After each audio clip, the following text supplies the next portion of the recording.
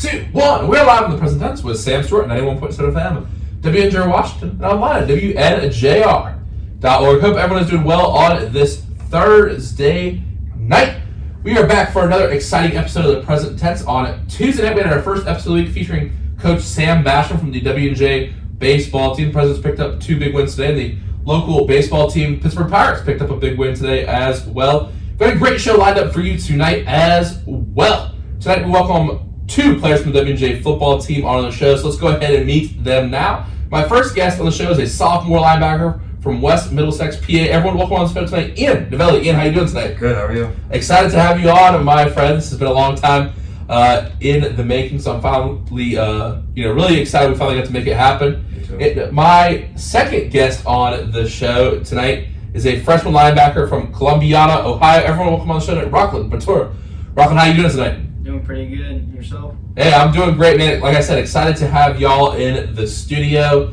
And look, guys, we have a big week coming up for WNJ football. Spring ball, it's the time of year. Get to kind of preview the team, see what's been happening. So, Ian, I'll start with you first. What do you feel like the keys that need to be focused on for the WNJ football squad this spring? What do you think those are? What do you think needs to be improved upon, really focused on, to set up a good summer moving into the fall? I definitely think communication is one of the best things that a team can have to be successful. I think working on the communication every year, the team's changing year in, year out. People are graduating, new people are transferring in. Got a freshman class coming in. Just communication. Everybody just being better, even offensively and defensively. Now, you said communication. Now, I know that the linebacker position is big on that. So for people who might not know, what kind of role in terms of communication does the linebacker position, what kind of responsibility do they take on? The linebacker position, first of all, you got to look out the sideline, see the signal from the coach, and then you got to communicate that, make sure everyone's on the same page. And then after that, you got to make the checks, make the shifts for the D-line. You got to hear the right-left call, the strength call, and everything like that. And you just got to make sure everybody's on the same page. That's the middle linebacker's job. No, that's awesome. And Ross, I want to ask you, with Coach LeVar leaving, what have things looked like on the defensive side of the ball? I know you guys have been doing some lifting.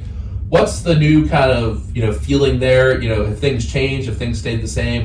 What's been the mood now that, a great coach and Coach LeVar has moved on to another job? I think that having Bobich on the coaching staff and him coming in now, Coach Bobich is awesome with what he does. That was actually my recruiting coordinator. So it's pretty cool to see him rise up now, and he's taking over that spot. I think everybody's really optimistic and excited. We haven't really seen any of those changes yet just because we haven't gotten to the spring ball yet, but next week we'll definitely all get to see those. Roclen, any thoughts to add on that? He pretty much covered it all. It's just we've been focused up with Coach Garda. We haven't had a chance to sit down and really focus on what Coach Bobich is going to bring to the table this upcoming spring and then this upcoming season. Now, I've been in the athletes' weight room a couple times with you guys. Roclen, what do you feel like the mood that Coach Garda brings? What kind of asset is he for your guys' team? He's just a live wire. He brings the energy 24/7. He'll get you going real fast. Wow, that's awesome. And I've seen it before. And for Roclen, for you guys, losing to Carnegie Mellon in the past couple of years, losing to a team like Grosse or Westminster, and having just these 2 lost seasons when you're so close to winning that PAC championship, and the kind of rivalries that have developed between the PAC teams, especially at the top. How does that provide motivation going into the season, knowing the past couple of years you guys have been so close? But you've only been here 1 year, but I know it's been a few years since you guys have won the PAC championship, 2019 to be exact. So what kind of motivation does that give you, going into this off season here? For the whole off season and then the whole preparation, even when we're away from school, we had to have that. We swallowed that pill. We knew what it felt like to lose. We knew how much it affected us, how much it hurt us, and how much it's going to drive us as a team to go forward.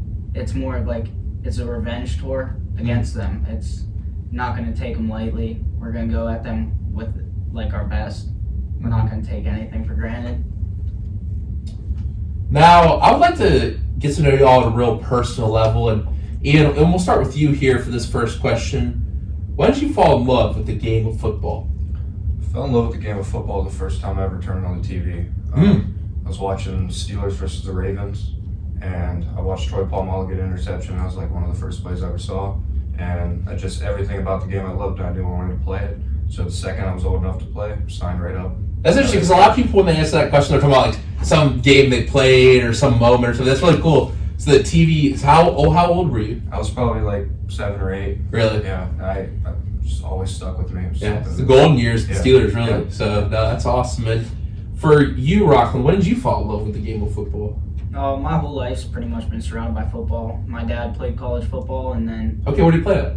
down in Marietta. Okay. In Ohio. Okay, yeah. I never had it.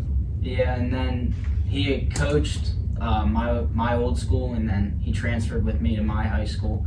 But when I was like 3 years old, I was a water boy on the sidelines. So like, there was never really a defining moment. It's just I was always in the picture, and I knew that's the game for me, and that's what I wanted to do. Now, for someone like you who's always had it in their life, do you think you'll continue after college in some sort of capacity with coaching or recruiting or something like that? Yeah, I definitely see myself as a coach. Would you want to work with your dad? I don't know the answer to that. He definitely wants me to. Before I came to college, I was debating on even coming to play football. Really? Yeah, because I had like an injury bug for a while. Wow. And he already offered me a job this past summer to coach with him. Oh, really? But I came down here and played. So you led me perfectly to my next question. Why did you choose W&J? Give us some information on that injury bug. What was that process like dealing with that during recruiting? Oh, it was terrible. I just finished up with another surgery in January. And So how many's that been? 4. Wow. 4 in a row. All on what part of your body? I've had 2 right labrum shoulder surgeries and 2 left labrum shoulder surgeries. Man. Yeah. So that was going on while you were in high school? Yeah, from my sophomore year until this year, I haven't gone a year without the shoulder surgery. Wow. So it was tough being able to like step out and be recruited, because in my film you could tell that I had an injury. I was all braced up. Coaches took the chance when they saw like a player injured. Wow. So, what do you feel like that period of your life, what kind of insights did that give you? Like, maybe you could phrase it like, what kind of advice would you give someone going through that same situation? Or even yourself, if you go back and talk to yourself and say, here's what I learned through this situation. Here's what you need to remember while going through something very difficult, like multiple injuries. Throughout like each year, I had to face a new like situation, more adversity from the year prior. And it was like, at the beginning, it's a very hard thing to deal with, knowing like you thought you were healthy and then all of a sudden it happens again. But even throughout like all the adversity that you do have to handle with, like you have to look at it as something smaller in a bigger picture. Like, it's not going to be the end of you, it's just the beginning of something that you can create. Wow. And don't let those little moments stop you. What was the defining moment that, maybe you're like, okay, I might want to coach after, but why ultimately did you decide to stick with it and come to college, try to play football in college? My whole like summer and like whole first half of summer I was debating, and then I had a high school football all-star game, and I remember like suiting up. I was just telling myself, this can't be the last time. This can't be the last time. And then I go out there and have the time of my life, and I knew that I couldn't just stop. That I had the ability to go on. That a lot of people don't have the ability to go on and play college.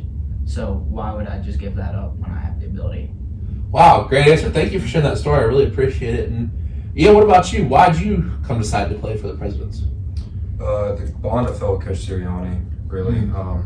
I was set on Griff City, to be honest. I was going to go to Griff City and play football. But I came for my visit. Coach Bevich hit me up on Twitter, and I came in and I was like, wow, like I've never heard of W&J. Like I had never heard of Washington Jefferson. And just meeting Sirianni the first 5 minutes was like, he's like my coach from high school. Like, this is the type of coach I'll go and play for, go to war for.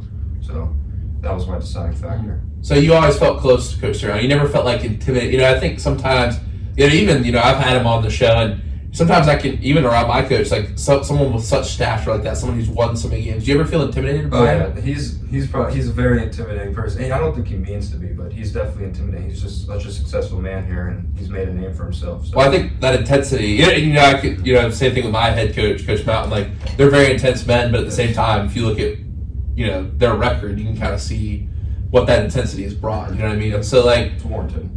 Yeah. What kind of things did you and Coach Sirianni talk about in those 5 minutes? I'm interested. We just really talked about life, and my grandpa was in with me too. Oh, wow. Just the bond that my grandpa immediately had talking to him too was like something I was like, wow, look, this guy's somebody you can talk to, you can go to him. We really just talked about life and like what he thought, why I love the game of football, and what he thought I brought to the table. Wow, cool. Sounds like a present tense interview question. Now, Ian, speaking on that topic of Coach Sirianni, if you had to give advice to a freshman on their first day, and you guys both probably have the situation coming up, this fall, what is the biggest piece of advice you could give them on their first day for playing under Coach Sirianni for the WJ Presidents? Don't ever get down or lose confidence in yourself, because that is an immediate way to get off your game. Like you won't be able to catch back up. You cannot lose confidence in yourself. There's players that are here that have been playing in the system. You have to wait your turn. Everybody has to wait their turn. Some guys 5 years. Yeah, but you just have to keep your head down. You have to keep working. You have to trust the process, and you just have to go about it every day. And the people that work hard and do what they're supposed to do will get what they deserve. Wow. So that is great advice. Hopefully any recruits listening tonight take that to heart. And Roclen, what about you? What would you say? A lot of kids, I feel like, not only just my class, but classes before me, they come in here, think like they had everything in the world in high school. They were the guy in high school. They were the one on their team that made all the plays. They were the importance. When you get to college, you're not just a standout. Like, you're a part of a team that's 150 guys that were the standout on their high school team.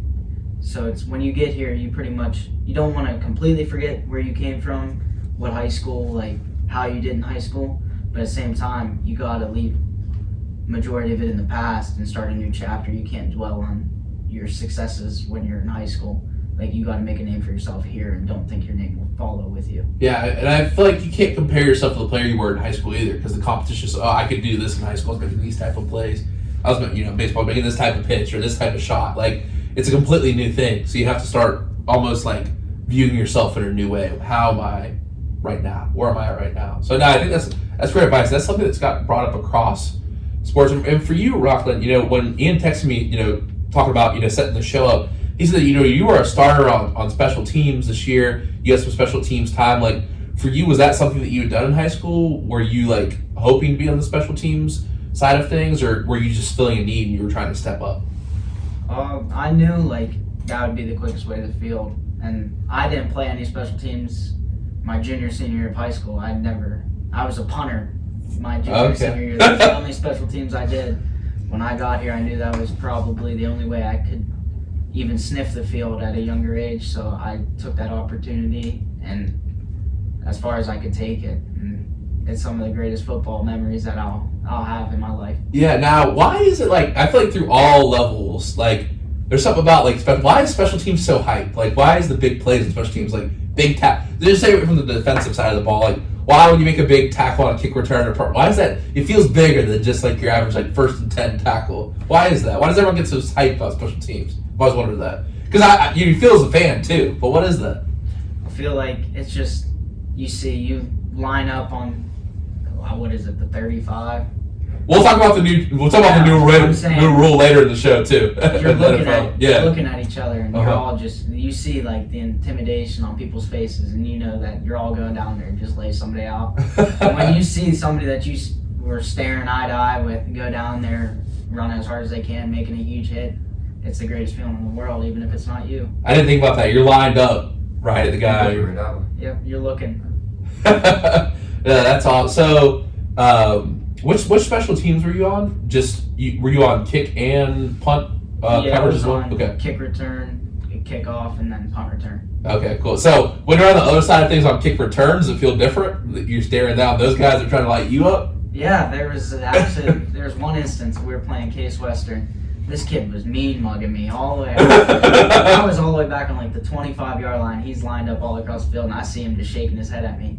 And me and one of my teammates, Joey Lacey, we had a double block on this kid, and he's running down. He tries to bull rush me and Joey, and we take him across the field and put him on his back.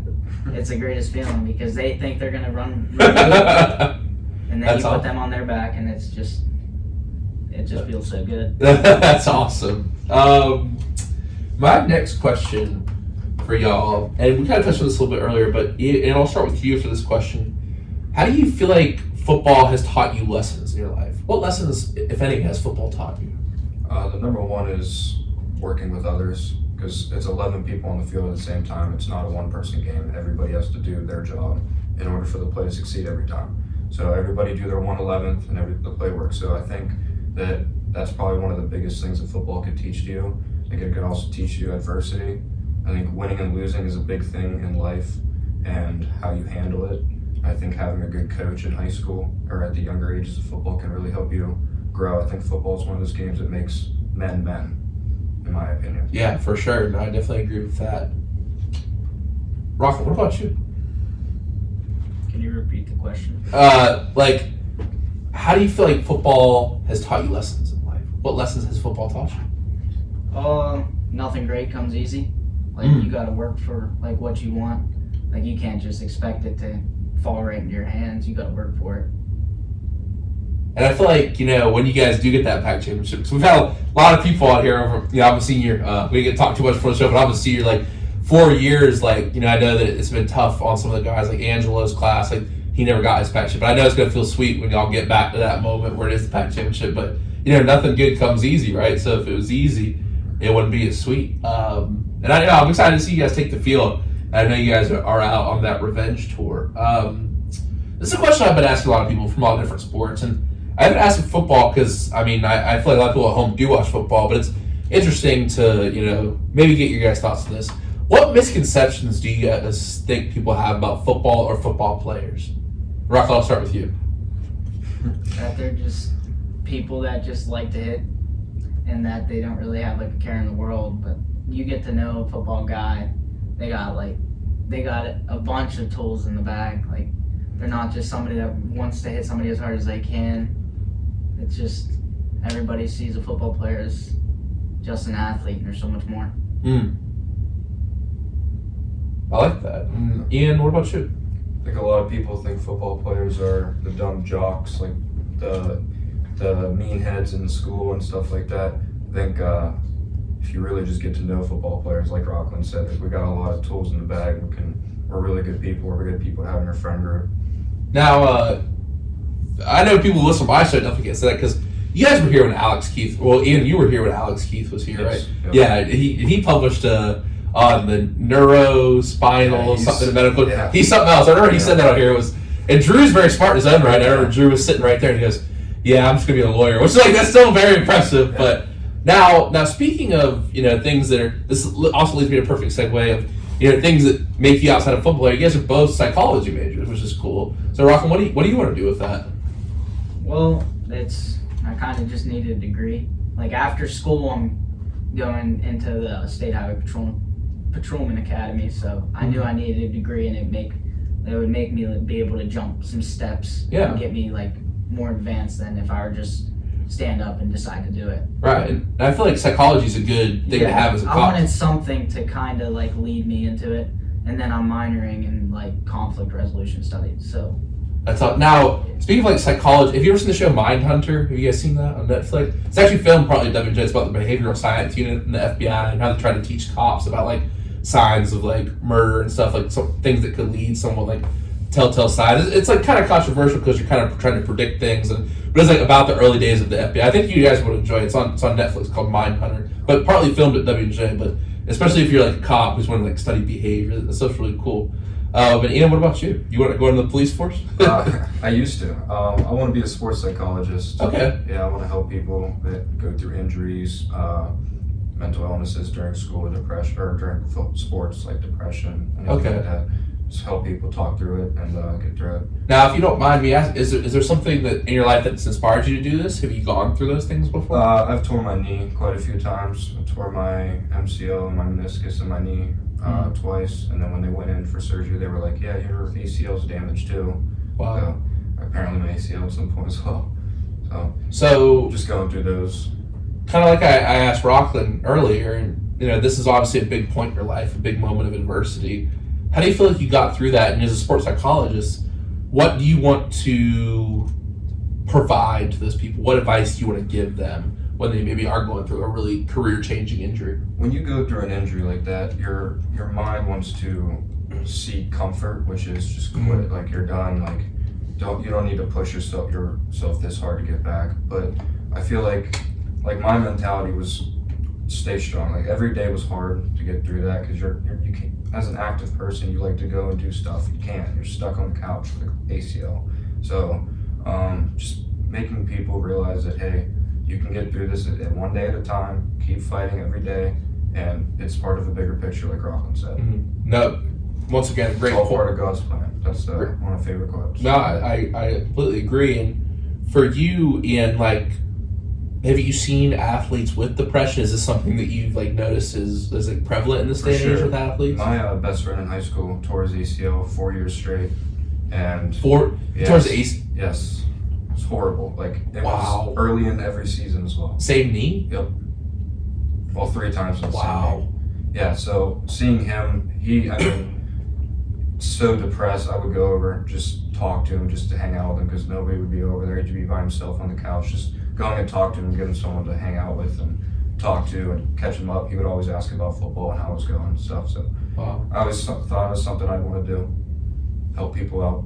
Wow, that's awesome. And that's great you were a friend like that, because I feel like the biggest thing is sometimes just being there for people. You know, you don't have to do much. You don't have to, it's great to know about psychology and what causes things, but I think sometimes the biggest thing is just to be there for people. Wow, that's an awesome story. And kind of leading into some of the deeper stuff that I want to get to tonight. And I'll go back to you to start this question. How do you want to be remembered at Washington and Jefferson College? It's a good question. Thank you. How do I want to be remembered? I don't want to be remembered just as a football player. I know I went and talked to Sirianni, and I told him flat out, I said, I want to be remembered. I want to be one of those players that nobody forgets about. But I also want to be known as someone that was good in the community, someone that was a helping hand, someone that matured consistently became a better human and a better man. Wow, that's awesome. And for you, like, what kind of impact do you want to have in the community? I know you use that word community. What do you hope to build? And not just maybe Washington, but the football team. What kind of impact, what kind of characteristics do you want to build the football team to be? I want this football program to get back to its greatness and excellence that it was, and it still can be and is. We've had a rough patch, and I feel like all great programs have that, and I feel like we're going to get back on track. So I want to be someone that helps get our program back on track, and then just with school and everything, being a sports psychologist and knowing that, hey, this guy's one of the top sports psychologists in the country, and he graduated from WJ. Like, wow, they must have a really good program, get more people to want to come here. Wow. Go to college back up. That's awesome. And you'll be helping a lot of people as well, because I think the athletes, especially when I talked about this when our counselor Demarion came on the show. It was a really great episode. I had him on twice. And he was just talking about, and we were both kind of talking about the way that athletes are kind of opening up about mental health. You got people like Kevin Love, Simone Biles, Naomi Osaka, and you got players with podcasts kind of sharing their feelings. So I think that's the perfect age for like sports psychologists, and specifically kind of not just the ones who deal with performance, but the ones who deal with that mental health side of things People as well. With professional athletes always think that they're just athletes. They're not humans too behind. They don't have a life behind everything else. But I mean, everybody has mental health problems. There's no problem with going and getting help for it. So I feel like athletes are opening their eyes now and seeing that and seeing it's not a weakness, and they're willing to open the doors, which is opening the eyes of many other people that look up to them. I agree, and it can affect anyone. You're very right. I like that a lot. And Roclen, for you, how do you want to be remembered at WJ? That's a good one. Thank you. I definitely don't just want to be remembered on the field and as a teammate. I want to be remembered as like somebody that anybody could come up and talk to. Like when I'm a senior, I want people to know, like as freshmen or sophomores, that I am there for them and I've been in their shoes. And I want to be that teammate that always was there, like lending a hand to somebody that needed it, and somebody that is always there to care and to talk. Like I don't want to be seen as that upperclassman or that kid that doesn't care about anybody but himself. I want to be like a good teammate, and I want that. Like I'd rather be a good teammate than ever see the field. Like if I'm there helping, then that's all that like matters, because I'm making somebody else better. Wow, that's a powerful answer. I really appreciate that answer, and I think that question kind of focuses on the impact that you make on other people. But to, this next question, I think I'm kind of asking you to reflect on, yourself. And Roclen, I'll go to you again, start here. What is something in your life that you are proud of? In high school, I never really I didn't feel like I was playing for myself. I didn't play for my ego. I played for the people before me, and I played for my family. To be able to look in the stands or look in the back of the end zone and see my family there, and see how proud I'm making them. That's what all really matters. My reflection is onto them. I always want to make them proud. Wow. Awesome answer. And did your dad still get up to see your games and stuff? Oh yeah, he was here every single one. Oh, that's awesome. That's great. And you said you're from Ohio technically, but you said it's close, right? Yeah. You're up near Beaver, so yeah. I'm sure you can get down pretty easy, right? Yeah, it's only hour 15, hour 20 minutes. Yeah, nice. And Ian, what about you? What is something in your life you're proud of? Kind of reflected right off Roclen said. My pride comes from if my parents are proud of me. If they see something that I did and they say they're proud of me, I'm okay, but a defining moment would probably be senior night of my high school senior year. Just looking back and seeing my entire family just packed in the stands, it was really nice. It was wow, they're all here to see me, this is my night to shine for them, this is my family, it's just something I'm proud of, my family. Wow, that's awesome. And does your family get up to see some games? Yeah, they, my grandma, grandpa, my aunt, my mom, stepdad, they all. Well, you got a whole fan base there. That's awesome. They all traveled, everything. Awesome, that's great. Now, last kind of deep question here. We'll get some fun stuff. At the end of the day, we've been talking about a lot of things like passion and making an impact. But at the end of the day, what fuels you? What motivates you? What gets you out of bed in the morning? For you guys, what is that motivating factor? What is that internal fuel? And whoever can take this question first. Okay, Ian's got the fuel behind me every day is making my family proud, as I just said, and proving my dad wrong. I don't want to get too deep into all of that, but just proving the people, the naysayers wrong, everyone that doubted you in your life. Just get up every day and stay on your business, do what you need to do to get through life. So that definitely gets me through the day. What about you, Roclen? Oh, just every day I have the ability that a lot of others don't have. And there's people that wake up every day and don't have the same opportunity as me, and they want that opportunity. They want to be able to go walk around a college campus. They want to be able to go in a lift. They want to be able to go in a run. They want to be able to suit up on a Saturday and play football, but they can't. So it's not only for myself, because I love doing all those things. I love being a part of this community and this college and this team, but it's more for the people that can't do it, and everybody that's ever struggled and that struggled to feel like themselves because they aren't a part of something. I feel like me being able to be here and be a part of something just means a lot to me, and I can't throw that away because I have the opportunity. Wow, that's really powerful. Great answer, guys. Thank you so much for sharing those insights, and that was a lot of deep stuff. So I want to get some fun questions to know you guys as well. So my first kind of fun question tonight here is, what is your favorite musical artist of all time and why? Whoever can take it first. Eminem. Number one. Yep. Big Eminem guy. Marshall Mathers EP. Marshall Mathers. Yep. Always just loved his music, his flow, just how he came from nothing to build himself. It's just inspiring. I love his movie 8 Mile. Yeah, it's kind of crazy how he's still making music, music to be still murdered. Good. Yeah, I think it's still pretty good. Yeah. It's not what it was. It's not what it was. I will say that. But you know what my favorite Eminem song of all time is? It's My Band by D12. Have you ever heard that one? It's kind of a funny one, but I feel like it represents Eminem so well. But yeah, 8 Mile is a great movie. That is awesome. Rock, who's your favorite musical artist? I'm probably gonna either go with Bon Jovi or Linkin Park. Linkin Park. R.I.P. Chester. R.I.P. Yeah, I think Hybrid Theory is probably a top 3 metal album of all time. Oh, definitely. Yeah, that album, I love it so much.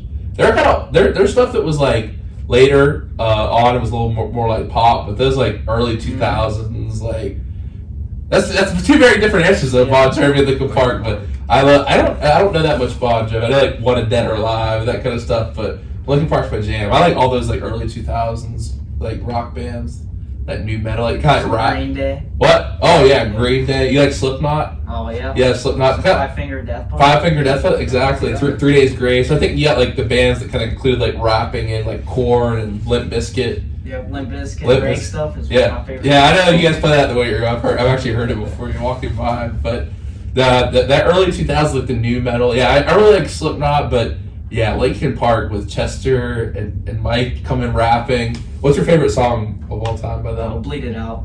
Oh, that is a good one. That's my go-to. Oh man, I have to think. I don't want to say like a basic answer.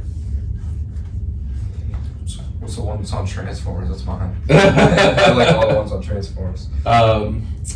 What is the name of that one? Now, like I was thinking, but mine's probably Numb, and the one that they did with Jay-Z, the Numb Encore remix. Yeah, that's a great one. Yeah.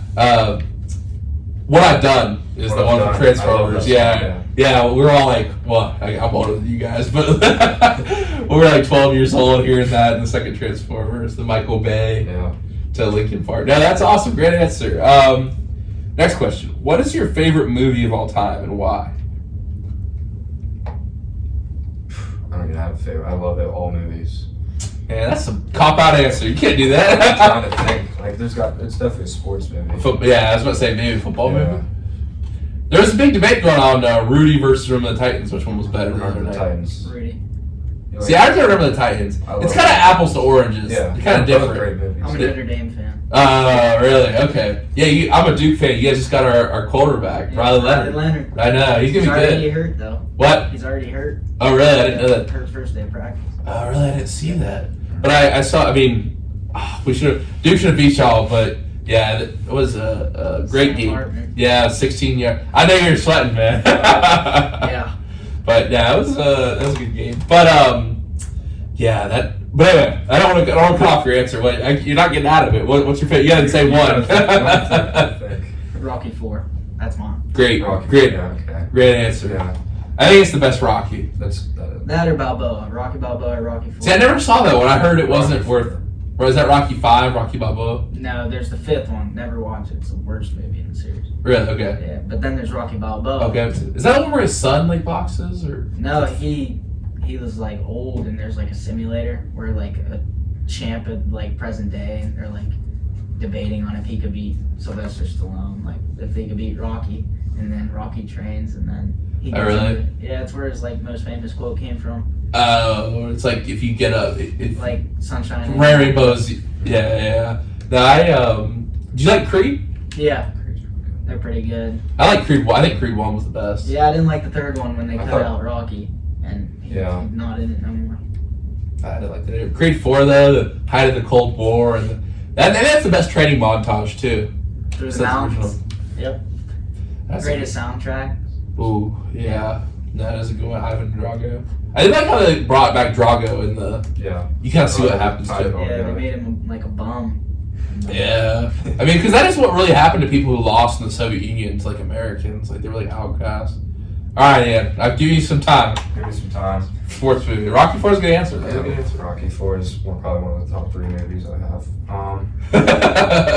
I just love movies. I'm probably just gonna go Remember the Titans. To be honest, that's something my stepdad and I watch all the time. It's a good movie. It's a great one. Left stride, strong side. Yeah, that is a good one.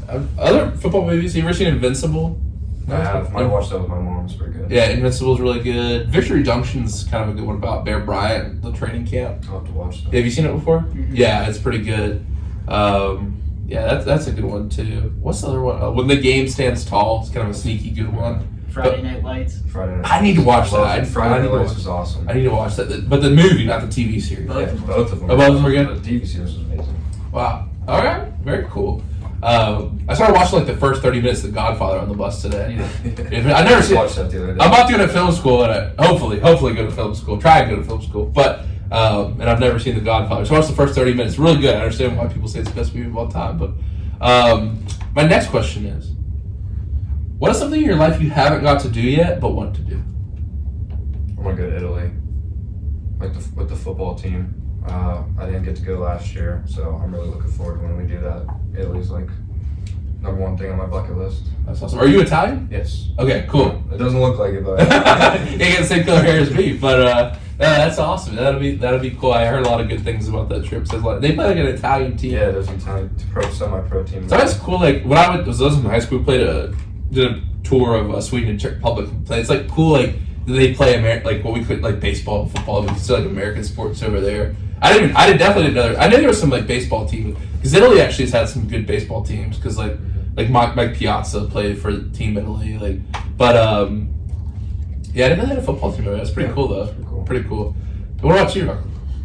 I just want to fly, like be on a plane. I've never been on a plane yet. Really? Yep. No kidding.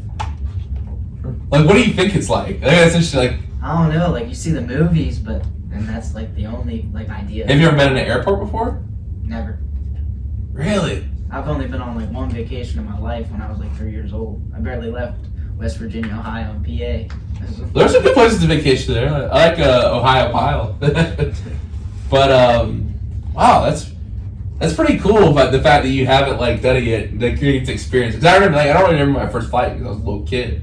We were flying to my first flight. I think was to Florida. Yeah, that's gonna be interesting. Well, if you go on that trip to Italy, that's gonna be a long first flight, 8 hours. Yeah. Bring a lot of books. Bring a lot of stuff. Get some nice tight socks so your feet don't get numb.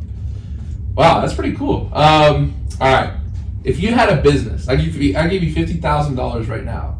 What kind of business would you start?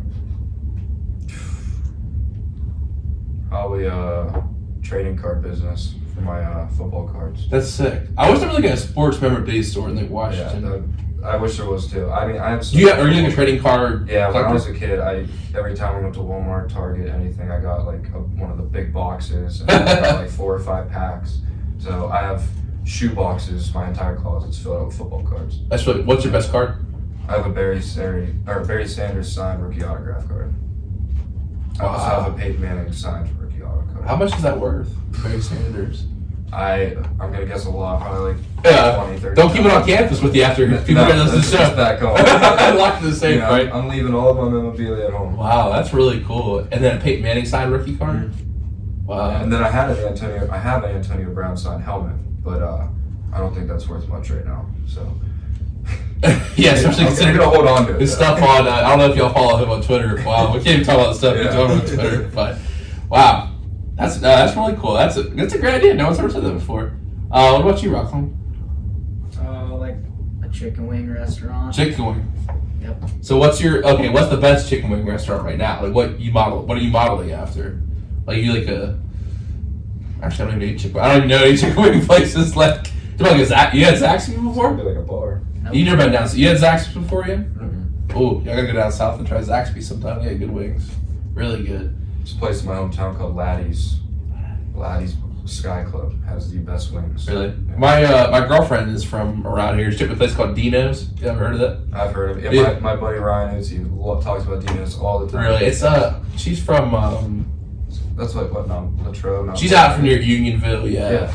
Or was it Uniontown? Uniontown, yeah. But what was the other Dino's? Big Shot Bob's down the road. Big Shot. I had that at the no, what did I have at the Pirates game? Quaker Steak and Quaker Steak and Loaves. Yeah, that's yeah, up those by Yeah, us. That's That's where they're from. 15 minutes from me. Sharon, PA. Oh, really? I did not know that. They have it at the Pirates games. Yeah. It's pretty good.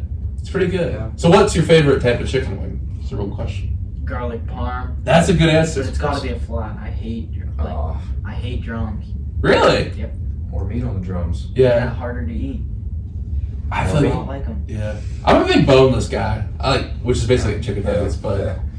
I hate to say it. I'm just not like, It's not as messy. yeah, it's not. You know what I mean? Like first date, you gotta order the bones, right? But For sure. I like the barbecue though. I'm not a big buffalo. Like, I know people from New York are big. You like buffalo? See, I'm a good barbecue sauce. I hot stuff. Yeah, That feels good. yeah. Barbecue's better though. Yeah, I like the barbecue. I'm not a huge fan of the buffalo, but garlic parm is sneaky. So, I think the PA. Are you like a big like dip it in ranch kind of guy? No. Because the PA people like do the pizza and you do the pizza and ranch. I don't do pizza and ranch, but I do the wings and ranch. Which I feel like that's more like extra sauce. But you know what I'm talking about though. Like people like college like dip their pizza in ranch. Oh yeah, I'm like I don't dip my feet. Yeah. Something wrong with that, right? No, that's a good answer. So what are you naming the shop? Still in the process. Still in the process. I don't know yet. I like that. Still in the process. Rockland's Rockin' Wings. Give me some play on Rockin'. Cool. The Rock. No, that's awesome. That's awesome. So, all right, fellas, we're gonna do our trivia segment tonight. We usually go to break, but these ones I get tonight, I think we got to answer right off the rip, and then we'll go to break after I give you the answers. Then we'll come back and talk about some of the hot topics in sports today. All right, first question tonight, and I'm gonna give you guys. You know, this is kind of I don't usually do time questions, but I'm gonna do a timer tonight. You guys got 1 minute and 30 seconds to get this. All right. First question. How many NFL teams are named after a bird? You have 1 minute and 30 seconds. Go.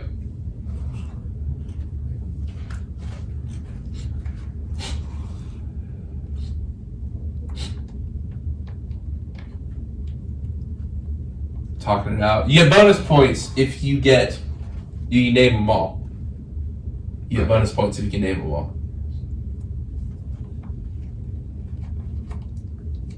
For those who are not watching this on YouTube, there's a lot of fingers going up there. I'm trying to go through each division, but I keep losing track of which. That's why I had to put it on time. I had to put you guys on the timer. Pretty sure.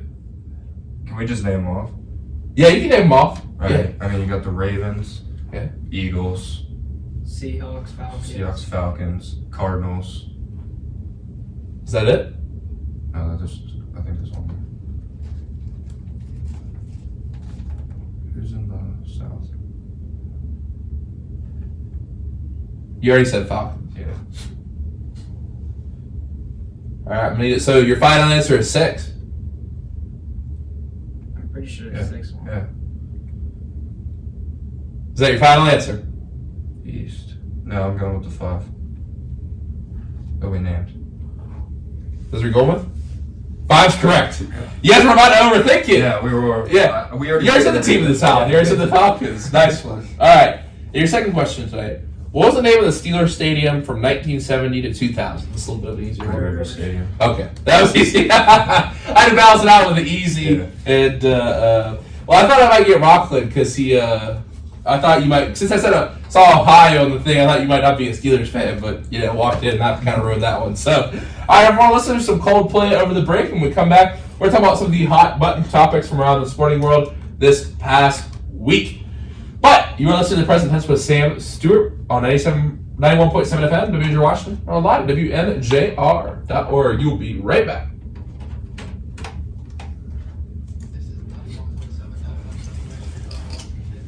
Alright, very cool. Yeah, you guys almost overthought it then. Yeah. I was thinking, I feel like there's one more, but. Like I had the 5 on my phone. Yeah, it's quick, yeah. It couldn't be like that easy there. Yeah, that's a tough one. I don't usually do time one. I usually go to break and let people do it. But... Yeah, you guys got to. The one I couldn't think of was the Eagles. Yeah, I said the Eagles, and then I was like, wait, I feel like there's another team in the NFC that. I was struggling with the Ravens and the AFC North. Ravens. Like, The Cards. Actually, I think I left out with the Cardinals. I forgot about the Ravens. They were my 5th one. The Cardinals were the 5th one I was trying to figure out. And Seahawks, because that's not even a real bird. It's like. Seahawks a bird. I heard the Seahawks aren't even a real bird. It's a real bird. That's what I saw on Twitter. It's an osprey. It's an osprey. But it's a type of. There's hawks that live, like Seahawks. Oh, okay. And there's teams that are called like the River Hawks and stuff like I see that. that. Yeah. I guess it's just a hawk that lives near the river. Seattle, their stadium's kind of sick though. Lumen Field, it's beautiful. Yeah, I went out to Seattle once. Pretty cool. Man, I can't believe I want to go out there. Seattle, cool. Yeah, Seattle is cool. It's beautiful weather too. I know people say it's raining. What's it called? The Space Needle? The Space Needle. Right on top of that. Needle. We know Mariners. The Mariners have a really nice stadium. Yeah. Yeah, it's cool. It's around the Sound, Puget Sound. Mm-hmm. It's really cool temperatures. The hiking with Mount Rainier National Park. It's a beautiful area of the country. Out west is cool. I'm going back with my dad this summer. He has a business meeting he does every year in Vegas. Furthest west I've ever been is Ohio. You guys should go to Arizona or Utah once, or Nevada. He's probably fun in Vegas, but I have Like- family in Colorado. Yeah, even anywhere out, it's just so different. Like you drive, there's a desert, there's a forest, and a mountain. Yeah. I had a lot of fun. flew hiking. over the desert, but like, Really? Yeah, it's I've cool, never like- been, touchdown. Flying into Vegas, you just see the sand and light. And then, but yeah, it's like really cool hiking the desert. Like I like hiking a lot. So like hiking around here versus like hiking the desert, Yeah, seeing it's the different. mountains. That also you got to be more careful. You know what I mean? Bring a lot of water and stuff. But That'd be cool to hike. yeah, That's something I've always wanted to go and do too. hiking. Yeah, that'd just be something cool to do. Yeah, it's good. Like I think it's really good for mental health. Because on our way down to we went to Pigeon Forge, Tennessee. Okay. My senior year of high school before it started, and there was like 4 or 5 different spots we went hiking in the mountains down in Tennessee Yeah. and West Virginia. Appalachian Trail. Yeah, it was cool. That is really cool.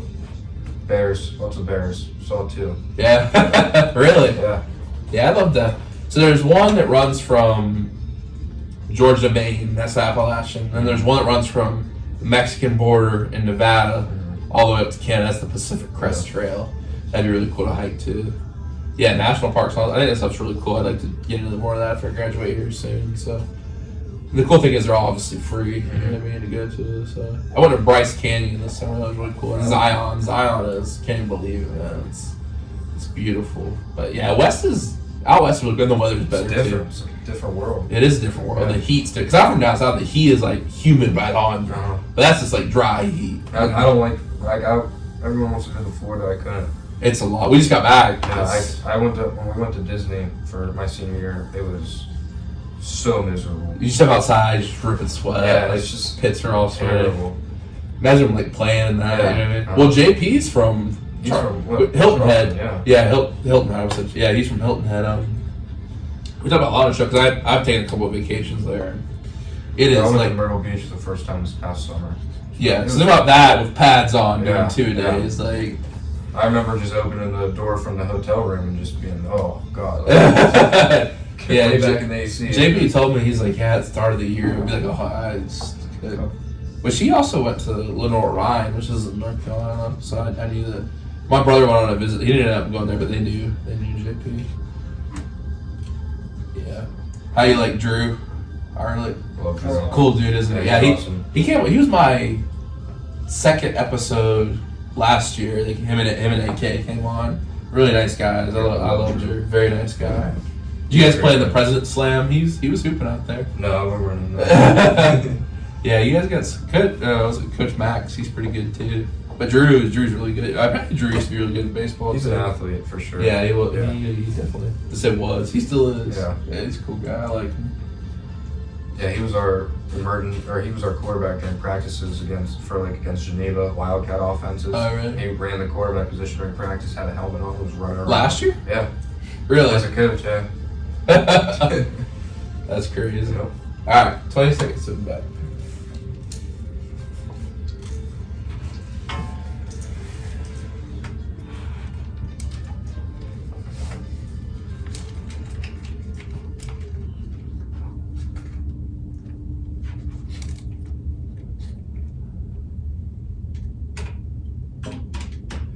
You're listening to 91.7 FM, WNJR Washington, online at WNJR.org. Today we're talking with Roclen Bettura and Ian Novelli from the WNJ football team. And look, fellas, you guys are the perfect guys to talk about this new rule in the NFL. It's been a hot button issue, a hot word on Twitter, the hip drop tackle. Now, there's some faces already. You know, I don't really know what to think about it. I said, I guess, like, it's good people aren't getting hurt or whatever, but I'm sure you guys have opinions on it, so we'll stop talking.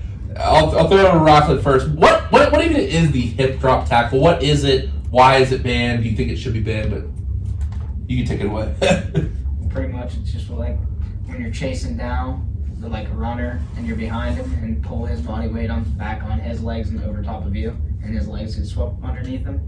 And I find it like idiotic. It just It's just a normal tackle. because you tackle him forward and half these plays where a hip drop tackle's necessary, it's gonna be a first down. They're gonna get 3 more yards. They're gonna fall forward. So how will they call it? Like, how will they objectively call that? I feel like it's gonna be the same thing eventually as like the horse collar or face mask. It's just gonna be like that apparent to the officials. I feel like So it has to be like really blatant. Because Yeah. sometimes you think a face has to be really, really blatant. yeah, I feel like maybe if they're not like pulling him completely back, they won't call. So it. how are you supposed to tackle if you're chasing down someone?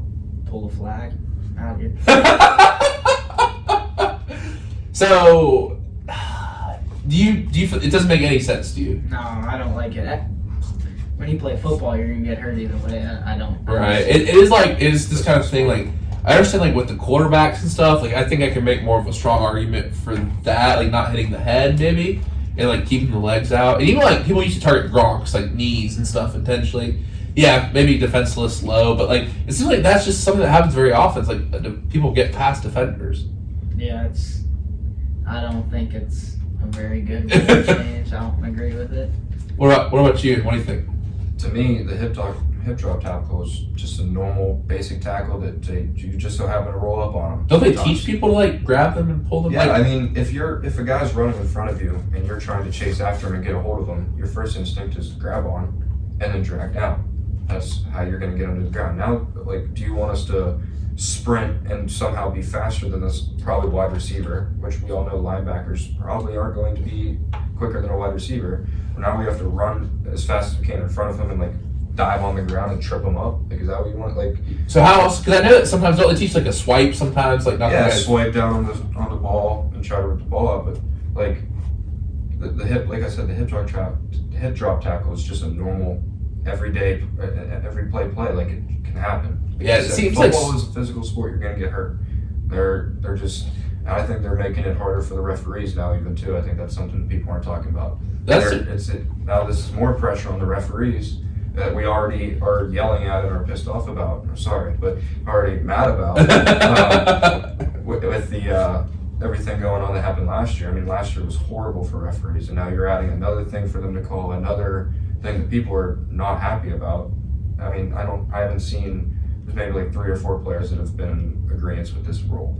I think that's a great point, Ian. I really like that point about it puts too much pressure on the refs. Because we forget the refs are humans too. Mm-hmm. They're not trying to do a bad job. I mean, some of them aren't great at their job, but they're not trying to do a bad job. And you add something in that's even more difficult, even more subjective than say like the roughing the passer or pass interference. Like, this is really, really subjective. And it's like, it's something that happens, I feel like, a lot. You know what I mean? Now, it does cause injuries, but I feel like the thing that's difficult where it gets me is like the NFL, just like all professional sports. It's really all professional sports. It's a star-driven league. So let's say Travis Kelce, Kyle Pitts, some of these really good tight ends, or say like a great wide receiver like Tyreek Hill gets hip drop tackled. Like, that's someone who's going to sell tickets. Yeah. So it's like at the same time, it's like the nature of the sport. Can you really change it and keep the same product? And that's the thing. I don't think you can't unless you make it a flag football game. I mean, that's what it looks like it's going to be coming to in the future. Right. They keep adding these rules. Like, you're taking the defense out of the game. Defenses can't play defense. Yeah, I feel like it would be just frustrating as defense. I'm sure you guys could say this. Like, I feel like it would just be frustrating because you don't like understand the rules. You know what I mean? Like, especially like, the hit on the quarterback. I know that obviously Jake runs a lot. Sometimes like I'll hear the other coach say, he's in the pocket, he's out of the pocket. It's like, I mean, if I'm like a referee, that's tough. Like, is he a runner or is he a thrower? It's kind of tough, you know what I mean? And it's all subjective on him too. And then, he makes the final call, so whatever he says, someone's going to be mad about it and someone's going to be happy about it. So, I mean, definitely in this era of football, I feel like the referee's definitely for the offense. You know what I mean? Like, and it's even in college, like that 3 yards for the downfield. Like, NFL's 1 for legal man downfield, but 3 yards, that's a lot. You got the linemen running at you. You got the quarterbacks running around. We see that practice every day when we're going against our offense. I mean, they're like 5 yards down. We're ready to run, just they come running right at us, and then Jake just pops it right over your head. It's like, okay. Yeah. I mean, you got a lineman blocking me 10 yards down. How can I play that? Well, it's funny because they changed that rule a few years ago to allow 3 yards to a 1 yard in college. It's to add more explosive plays to college, make it more exciting. Cause But if you had that, imagine if you had that rule in the NFL, the 3 yards in the NFL. Wow, Patrick Mahomes with lineman 3 yards, that'd be crazy. Linebackers wouldn't be able to. I mean, do anything. Pointless to have 2 middle linebackers. Yeah. What would they do? Now, speaking of new rules, and Rock, looking at you first to get here, the new kickoff rule. We talked about it really early in the show. Are you familiar with the new kickoff rule in the NFL? Yeah, for the most part. Yeah, so it's like the XFL. A lot of people are confused on it. I can't link video to hear. It's not that kind of podcast where I've been linking video in, but go Google like XFL kickoff. Take like a 20-second clip. What's your thoughts on it? I think it's going to change the game for the better. It's different. I feel like it's going to allow like the returners to actually have a shot. Like, especially in the NFL when you got 11 guys running a 4-4, like 40-yard dash coming down and flying past you.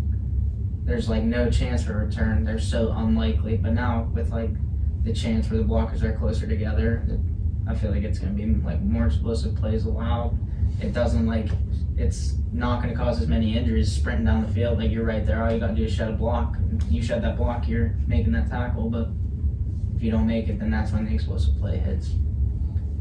Well, I think in the NFL the past few years too, you've seen the kind of diminishing of like even the play that is a kickoff return. I mean, it's a lot of touchbacks, but in the XFL they saw injuries go down and returns. Because I think the return is an exciting play, but it's almost like kind of just like a meaningless play right now in the NFL. The kickoff because like touchback, and the return position isn't what it used to be. But then you see it come back and you see, the Steelers obviously make the signing of a return man. Cordell Patterson, exactly. So I think it's definitely. What's your thoughts on it, Ian? Kind of in agreement with Roclen. I didn't watch the XFL, so I never got to really see the action, to be honest. But the thought of having them right up next to, like, I think they're 5 yards apart to start. 5 yards apart, yes. It's kind of like a rugby play, honestly. It's kind of like almost at the line of scrimmage. It's man on man. You got to win your block or you got to shed your tackle and you need to go make the play. I think it's going to bring way more explosive plays. If anything, it's just going to make the play usable again. Because, like you said, I mean, everyone when the game's on, they're looking at their phones during kickoff or kickoff return. Like nothing ever happens on it anymore. And I think the Steelers are in agreement with that this play is going to make more explosive plays because they just went out of their way to sign a guy that they're probably only going to return kicks. Right. And he's the greatest kick returner and currently. So I was about to say not in history. Devin Hester. Returner, I'd say. Yeah. But I think that's a good point about the one-on-one block because it's like. Now it's like instead of like linking arms or like having a wall, like now and like you saw some like plays last year in the XFL. I saw like researching some plays. Like now people are like running like tosses, like there's two people back there doing like a lateral, like it's kind of cool. And like you can have a man run back and do some kind of play. I think it's really interesting. Now you guys are both Steelers fans, so I do want to ask you about this. The Steelers had a big offseason. We haven't actually talked about it. The signing of we talked about this signing of Russell Wilson before spring break, signing of Justin Fields. So what are you guys' thoughts on the Steelers quarterback room right now? In your opinion, who's going to have the ball at the end of the year? Hopefully going into the playoffs for the Steelers. Will it be Justin Fields? Will it be Russell Wilson? What's your thought on the offseason and the quarterback room as a whole? Ian, I'll go with you. I think it's going to be Russell Wilson at the end of the year. I agree. My take on it is Russell, was he his normal Hall of Fame self the last couple of years? No. I think that everything really has to do with coaching. You have to fit in the right scheme. You have to fit in the right locker room, everything like that. I think Russell Wilson's going to come back rejuvenated this year, and I think we're going to see the old Russell Wilson. And if he doesn't and Justin Fields isn't taken over, I mean, that's cool too, because to be honest, we're paying them, a combined $4 million? Yeah, exactly. So what does it matter? Anything's going to be better than what we had last year, in my opinion. So yeah. But I think Russell Wilson's going to still have that job. And I have high hopes. He was my favorite player growing up. So. Oh wow. Yeah, especially in the era where you started watching football. You know what I mean? Like, and I think what's interesting too is like really, Russ is like a locker room cancer. You know what I mean? Look, like Kenny Pickett just wanted out, and he didn't want to even compete. Yeah. And he wouldn't dress out when he was the third string. And it's odd because I mean, all off season last year, all you heard was how great of a leader he was and how great of a teammate he was and everything. And then everything starts coming out of the can when something bad happens. I think. Yeah, that's a good point. I mean, that happened with Russell Wilson too. The same when he was in Seattle. Like everyone, Richard Sherman was like, oh, he was a terrible teammate, he's a terrible leader, blah, blah, blah, everything. It's just people will turn on you for every little thing you do. So I think Russell Wilson's going to come back. He's going to be a leader in that locker room. TJ Watt brought him in. TJ Watt is the most respected man in that building, I'd say. So if TJ Watt wants him, I think they got him. Yeah. So. Roclen, I see you got some thoughts. What are your thoughts? Well, I feel like it needs to be Russell Wilson for at least 17 games this year. Wow. Because if we play Justin Fields too early, it's going to be the same thing as Mitch Trubisky and Kenny Pickett. Good. Like Justin Fields already has, 2 years in the league? He started 2 years in Chicago, but he started 2 years in Chicago with nobody. Like he never was able to develop. He got thrown to the Wolves in Chicago and did the best he could. He won 7 games on a terrible Chicago team. This year went 7-10 were still in playoff contention going into Week 16 until they lost to Green Bay. Like, they were almost there with a terrible Bears organization. They've been bad. They've been bad for the past 15 years, longer than that. So I feel like Justin Fields sits behind a Super Bowl winning quarterback. Like, he's gonna have a chance. Like, he has a better chance in Pittsburgh than he would have if he stayed in Chicago. But he needs that time off to learn and to continue to develop. Right. And Russ is just on a 1-year deal, so even after. And I think the interesting point is, you look at Brady, you look at Mahomes, they both sat a year. Mm-hmm. I think the narrative of like, oh, this quarterback's just going to come in and play. I think they need. I like how Tomlinson. Russ is our guy. Russ is cute because like you have the QB thing where it's like Kenny, and the fans start chanting. You feel the pressure. Like no, like there's no Justin Fields pressure to come into week 6 or 7. Yep. Let Russ do his thing. Justin Fields, in my opinion, is still. I mean, obviously, I think in a lot of people's opinion, very improving. You know what I mean? So let Russ kind of mentor Justin Fields. Let him have that year that he never had in Chicago. It's really tough throwing a quarterback into the wolves in the NFL. Like, and I think like this has come from a person who never played football, but just from what I've heard, like the NFL in terms of college is so much different. Like the NFL guys are faster, stronger. Like and the fact that Justin Fields even did have that good of a season, in a year when he's playing with the Bears organization is not good. It's really a testament to him, but I think Russ is going to teach him a lot. That's a Super Bowl winning quarterback. Yep, that's a big thing. Super Bowl winning. Do we have a prediction for the Steelers this year, you guys? I think we finally get that playoff win. I'm going to go 12-5, losing the divisional. They're going to win the wild card, but losing divisional. I'll probably play the Chiefs, and Pat Mahomes going to have 14 seconds left and 99 minutes. Spin backwards, the ball over his head. That is the crazy. Like we're living like a Michael Jordan type era, but for football. It's like the Chiefs, like they had 2.6 drops per game. Now they did have a great defense. Steve Spagnuolo was great, and they had a great defense. Some of those guys are dumb. What about Karlaftis? I like Karlaftis. He's a dog, yeah, right? He's an animal, yeah. And you obviously got Chris Jones in the line too. But Tranquil. What? Drew Tranquil. Yeah, Drew Tranquil. But L'Jarius Sneed did leave this year though. So the Steelers would get him. Yeah, dude. I wish Omar Khan gave up a 3rd and a 6th. I don't know. The Steelers had a pretty good offseason. They had a good offseason, but L'Jarius Sneed and Joey Porter Jr. Nobody's throwing the ball on him. Yeah, dude. He's a dog. And they got Mike Edwards too on the. But with all that great defense, all that said, like their offense really wasn't that great this year. But Mahomes effect. You got Mahomes in the playoffs. Playoffs is hard-nosed football. And they went and won they won at home against the Dolphins in the cold, and then they go and win in Buffalo, in Baltimore, in the Super Bowl blast. More winners than, like you said, like Michael Jordan right now.